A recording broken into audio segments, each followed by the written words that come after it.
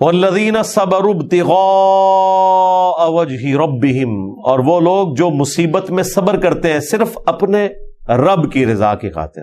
انا للہ وانا الیہ راجعون، وہ کہتے ہیں اللہ کی طرف سے آیا، اللہ نے آزمانا تو ہے، اللہ نے پیغمبروں کو آزمایا، ان کے اہل البیت کو آزمایا، ان کے جانثار صحابہ کو آزمایا، تو ہم اس کے لیے صبر کریں گے اپنے رب کی خوشنودی کے لیے.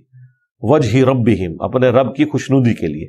وَأَقَامُوا الصَّلَاةَ، اور وہ نماز کو قائم کرتے ہیں، یعنی نماز جو پڑھنے کا حق ہے، وقت کے اندر پڑھنا، خشوع خضوع سے پڑھنا، پھر اس کے اندر جو اللہ سے وعدے کیے ہیں ان کا خیال رکھتے ہوئے، حلال اور حرام کی تمیز کرتے ہوئے اپنی زندگی گزارنا. وَأَنفَقُوا مِمَّا رَزَقْنَاهُمْ، اور وہ خرچ بھی کرتے ہیں پھر اس رزق میں سے جو ہم نے ان کو دیا تھا. دیا اللہ نے تھا تو بیسیکلی تو ہم مقروض ہیں اس کے، لیکن اللہ تعالیٰ کتنا قدردان ہے. اللہ تعالیٰ قرآن میں کہتا ہے کون ہے جو اپنے رب کو قرض حسنہ دے، حالانکہ مقروض ہم ہیں، لیکن اللہ تعالیٰ کہتا ہے کہ چلو میں تمہاری قدر دانی کرتا ہوں کہ تم نے محنت سے کمایا تو میری راہ میں خرچ کرو، میں قیامت والے دن تمہیں 700 گنا تک کر کے لوٹاؤں گا، یہ قرض ہے میرے ذمہ. اور وہ اس کے دیے ہوئے رزق میں سے اس کی راہ میں خرچ کرتے ہیں، سر و علانیہ، پوشیدہ طور پر بھی اور اعلانیہ طور پہ بھی. پوشیدہ طور پہ تو سمجھ آتا ہے، وہ تو بخاری مسلم میں حدیث ہے کہ 7 لوگوں کو اللہ کے عرش کا سایہ نصیب ہوگا. ان میں سے ایک شخص وہ ہے کہ جو دائیں ہاتھ سے صدقہ کرے اور بائیں کو پتہ نہ چلے. یہ تو سمجھ آتا ہے کہ نیکیوں کو چھپانا یہ سمجھ آنے والی چیز ہے. اعلانیہ اللہ کی راہ میں خرچ کرنا، یہ کیسے نیکی ہو سکتی ہے؟ بسا اوقات اعلانیہ اللہ کی راہ میں خرچ کرنا باقی لوگوں کے لیے ترغیب کا باعث ہو جاتا ہے. جس طرح مسلم شریف میں حدیث ہے، نبی الاسلام کے پاس کچھ نیو مسلمز آئے تو پاؤں میں جوتیاں بھی نہیں تھیں ان کی، اس طرح کی غربت تھی. آپ سوچ نہیں سکتے جناب، یہ آپ کو جو جھگیوں میں رہنے والے لوگ نظر آتے ہیں نا پاکستان میں، جن کے اوپر آپ ترس کھا رہے ہوتے ہیں، ان میں سے بعض تو بہت امیر ہیں، لیکن جو واقعی جینون غریب لوگ ہیں، ان کے بچوں کی جو آپ حالت دیکھتے ہیں، یہ پھر بھی عرب کے لوگوں سے بہت بہتر ہے جو ان میں غربت والا معاملہ تھا. کئی دن کے فاقے، پتے کھا کے گزارا کرنا، اور ٹوائلٹ جانا تو مینگنیوں والا معاملہ ان کے ساتھ ہوتا تھا، جو بکریوں کے ساتھ. کئی دن کے فاقے. یہ آپ کو اگر چیز نہ پتا تو آپ کو اس بات کی سمجھ نہیں آئے گی جو نبی اسلام کہتے ہیں مجھے اپنے بعد تم سے اس بات کا خوف نہیں ہے کہ تم بھوکے مرو گے، بلکہ مجھے ڈر ہے کہ زمین کے خزانے تمہارے لیے کھول دیے جائیں گے. عربیوں کو تو آپ سمجھیں دنیا میں اللہ نے جنت دے دی نا، 2 وقت کی روٹی کے محتاج تھے وہ لوگ، اور رومنز اور پرشینز کے خزانے ان کے پاس آ گئے، جا کے قلعوں میں اور اتنے بڑے بڑے آپ سمجھ لیں امپائر کے اوپر جا کے وہ بیٹھ گئے ہیں، اونٹوں پہ اور گھوڑوں پہ سفر کرنے والے لوگ. غربت کا حال آپ دیکھ لیں، غزوہ تبوک بالکل نبی اسلام کی وفات سے کچھ عرصہ پہلے ہوا ہے، ادھر بھی سارے لوگوں کے پاس سواریاں نہیں تھی جانے کے لیے. سواری کتنی کو مہنگی چیز ہے، کوئی گاڑی نہیں تھی، لیکن اس وقت ان کے لیے یہ بھی ایک ایشو تھا. تو یہ غربت والا معاملہ تھا.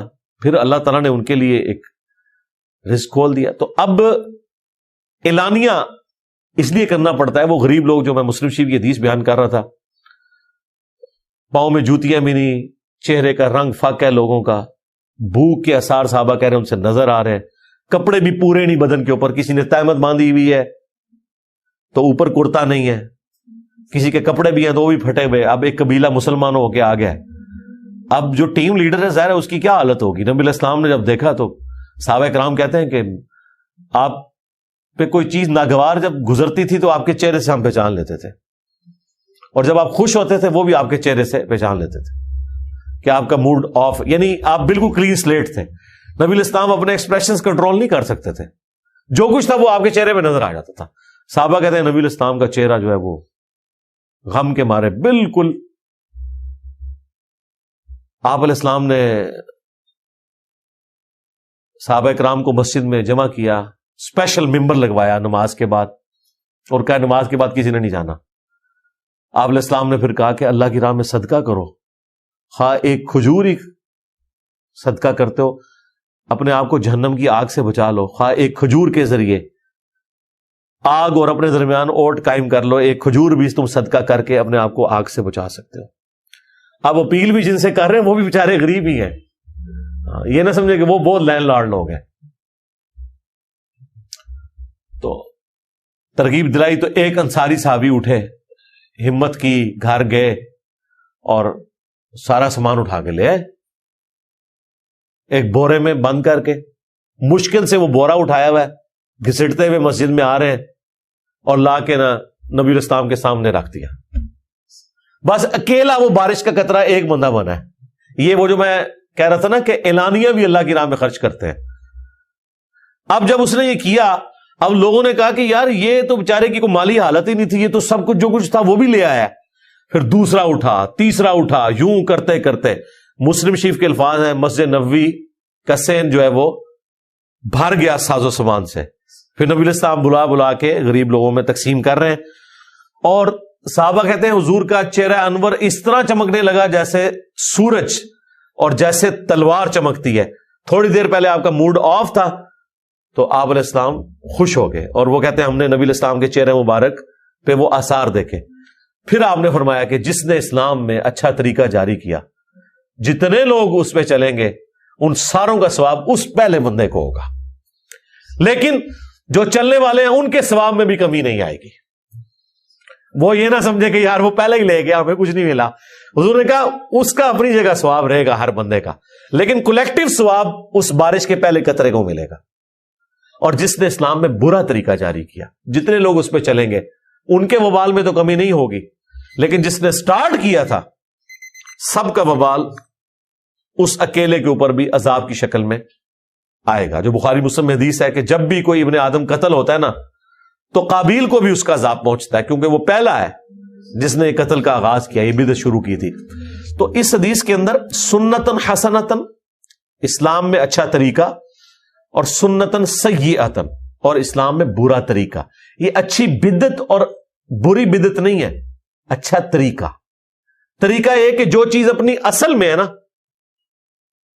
اس کو مینیجبل فارم سے آگے لے کے چلنا۔ مثلا قرآن و حدیث اصل ہے، اس کو پرنٹ کر دینا، یہ اسلام میں اچھا طریقہ ہے۔ اس کو ویڈیو ریکارڈنگ میں لے آنا، یہ اسلام میں اچھا طریقہ ہے، لیکن ویڈیو میں بیان قرآن ہی کرنا ہے، سٹوری نہیں سنانی۔ امام بخاری، امام مسلم نے وہ کام کیا جو صحابہ اکرام نے بھی نہیں کیا کہ ریٹن فارم میں اس طرح اپنی کو کتابیں دے کے جاتے۔ انہوں نے سنت کے ذریعے دین ٹرانسفر کیا، کیونکہ اکثر لوگ تو لکھنا پڑھنا جانتے نہیں۔ اکثر لوگ پوچھ بھی رہے ہوتے ہیں مجھے بتائیں نبی الاسلام اگر قرآن کے 1000 نسخے لکھوا بھی دیتے تو کس کام کے؟ جن کے لیے لکھوا رہے تھے وہ لکھنا پڑھنا جانتے ہی نہیں تھے، چاند ایک لوگ تھے جو کاتبین وحی ہیں۔ اس زمانے میں یہ رواج ہی نہیں ہوتا تھا، لوگ زبانی چیزوں کو یاد رکھتے تھے۔ اچھا، اور اس سے اگلی بات، کاغذ کوئی نہیں تھا۔ 1400 سال پہلے ایک قرآن کے نسخے کے لیے آپ کو اتنی جگہ چاہیے، پتوں کے اوپر، چمڑے کے اوپر۔ اگر یہ اب یہ جو 800 صفحوں کا قرآن میں نے رکھا ہے، یہ 800 اگر چمڑے کے صفحے ہوں تو ایک سپارہ میں لے کے آگے ادھر اس ٹیبل کے اوپر رکھوں گا تو اتنا موٹا بن جائے گا۔ تو مجھے بتائیں، لوگوں کو تو ایک ایک کمرہ مخصوص کرنا پڑنا تھا مصحف رکھنے کے لیے، اور وہ غریب لوگ جو ایک کمرے میں پوری پوری فیملی رہتی تھی، تو یہ پاسبل ہی نہیں تھا۔ نہ کاغذ تھا کہ نسخے، اس لیے کریمنگ چلتی تھی زبانی۔ لیکن امام بخاری، امام مسلم کے زمانے میں 200-250 سال گزر چکے، پھر آہستہ آہستہ انسان نے یہ ساری چیزیں سیکھ لی کہ اس طریقے سے ہم نے معاملات کو لے کے چلنا ہے، تو انہوں نے مینیجبل فارم میں حدیثیں وہی جمع کی ہیں، اسلام میں اچھا طریقہ جاری کیا ہے۔ گھڑی کے ذریعے نماز کی ٹائمنگ کو سیٹ کرنا یہ اچھا طریقہ ہے، نماز اسی طریقے سے۔ ہوائی جہاز میں حج کے لیے جانا یہ اسلام میں اچھا طریقہ ہے۔ حج کا وہی طریقہ رہے گا، 7 چکر آپ کو طواف کعبہ کے کاٹنے ہیں، صفا مروہ میں ہی صحیح کرنی ہے، اس کو نہیں آپ بدل سکتے۔ مسجد میں قالین بچھانا اچھا طریقہ ہے، نماز اس پہ آپ نے سنت کے مطابق ہی پڑھنی ہے۔ یہ جو مثالیں دیتے ہیں نا اپنی بدعتوں کے لیے، جی قالین آگے مسجد میں، بھائی یہ دین میں نہیں کوئی چیز داخل ہوئی، یہ دین کو سپورٹیو اچھے طریقے ہیں۔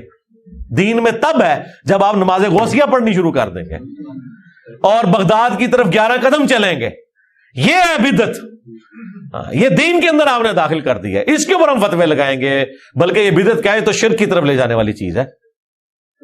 تو یہ یعنی وہ چیز ہے جو ایک اچھا طریقہ اور برے طریقے میں فرق ہے۔ اللہ تعالیٰ فرماتا ہے کہ وہ اعلانیہ بھی خرچ کرتے ہیں، وَيَدْرَؤُونَ بِالْحَسَنَاتِ السَّيِّئَةِ، اور وہ اپنے گناہوں کو نیکیاں کر کر کے دھوتے رہتے ہیں. یعنی گناہ تو ہو جاتے ہیں انسان سے. بخاری مسلم میں حدیث ہے کہ ایک جمعے سے دوسرا جمعہ، مسلم شریف میں یہ حدیث ہے، ایک جمعے سے دوسرا جمعہ، ایک رمضان سے دوسرا رمضان، ایک نماز سے دوسری نماز درمیان کے تمام گناہوں کا کفارہ بن جاتی ہے اگر کبیرہ گناہوں سے بچا جائے. اور کبیرہ گناہ سے مراد ہے کہ نماز آپ نے نہیں چھوڑنی، جو بڑی بڑی چیزیں اس سے بچیں تو چھوٹے موٹے گناہ اللہ تعالیٰ نماز کے ذریعے معاف کر دیتا ہے. اولئک لہم عقبی الدار، ایسے لوگ ہیں جن کی آخرت میں راحت والا معاملہ ہونے والا ہے. یہ وہ لوگ ہیں جن کو آخرت میں راحت کا معاملہ ہوگا. وہ کیا ہوگا؟ جنتیں ہوں گی، ان کے لیے اللہ کی طرف سے سلامتی ہوگی. اور پھر سائملٹینیس کنٹراسٹ کہ جو اللہ کے مجرمین ہیں ان کے ساتھ کیا ہوگا، وہ انشاءاللہ اگلی دفعہ آیت نمبر 23 سے آنورڈ ہم کور کریں گے. سبحانک اللہم و بحمدک، اشہد ان لا الہ الا انت، استغفرک و اتوب الیک، وما علینا الا البلاغ المبین.